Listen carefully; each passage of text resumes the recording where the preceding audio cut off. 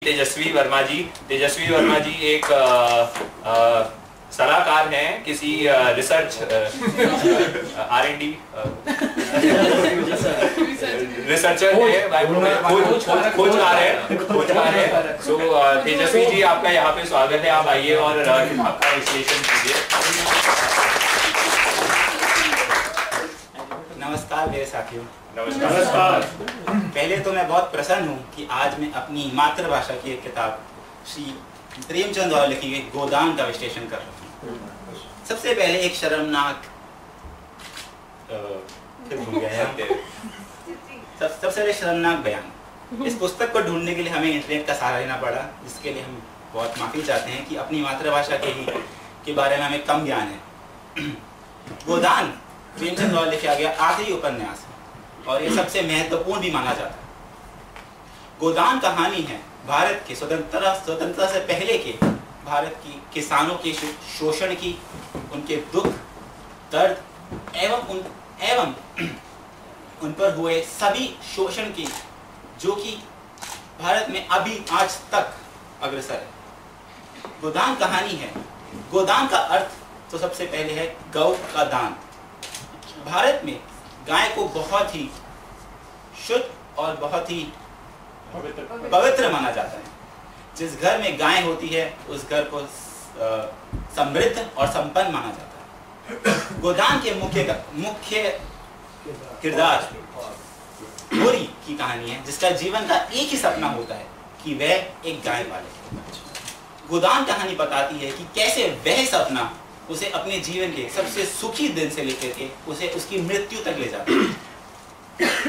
इस सपने को पूरा करने के लिए वह उधार लेता है।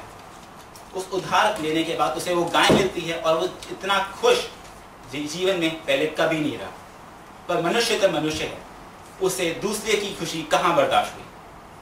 ईर्ष्या, द्वेष और अविश्वास की ये गाय बलि चढ़ती है और उसे उसी के घर वाले जहर देके मार डालते हैं।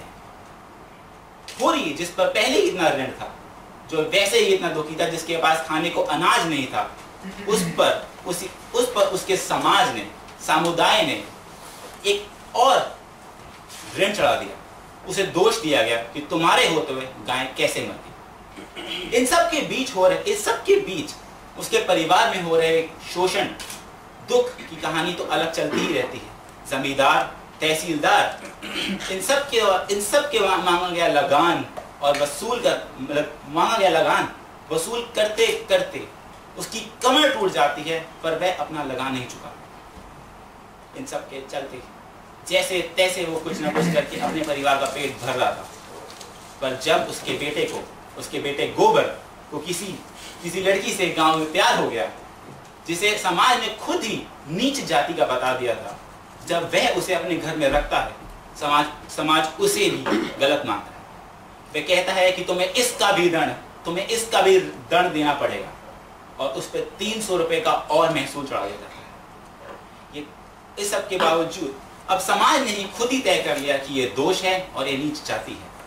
कौन फैसला करता है इन बातों का कि ये क्या सही है और क्या गलत है। इन सब के चलते वो कैसे ना कैसे अपना घर और अपना खेत बेचकर मजदूरी करना शुरू करता है, ताकि वह अपने परिवार को इन सब से निकाल सके और फिर से एक गाय खरीद सके, ताकि वे अपनी 2 बेटियों की शादी भी कर सके, क्योंकि गांव में गाय पालना ही सबसे उच्च माना जाता है। इस सब मजदूरी करते करते कमर तोड़ गरीबी से निकलते उसकी जान निकल जाती है, पर मरते दम तक उसे एक और दिन चुकाना पड़ता है। मरनोपरांत उससे पंडित आकर कहता है, तुम मरने जा रहे हो, कम से कम गौ दान तो करते जाओ। और मरते मरते उसे अपनी जेब से आखिरी अठन्नी तक निकालनी पड़ती है, ताकि वह गौ दान कर सके। अगर हमें अपने भारत में किसानों पे हो रहे शोषण के बारे में सच्चाई जाननी है, तो मैं सबसे आग्रह करूंगा कि वह प्रेमचंद द्वारा लिखा गया गोदान अवश्य पढ़ें। धन्यवाद।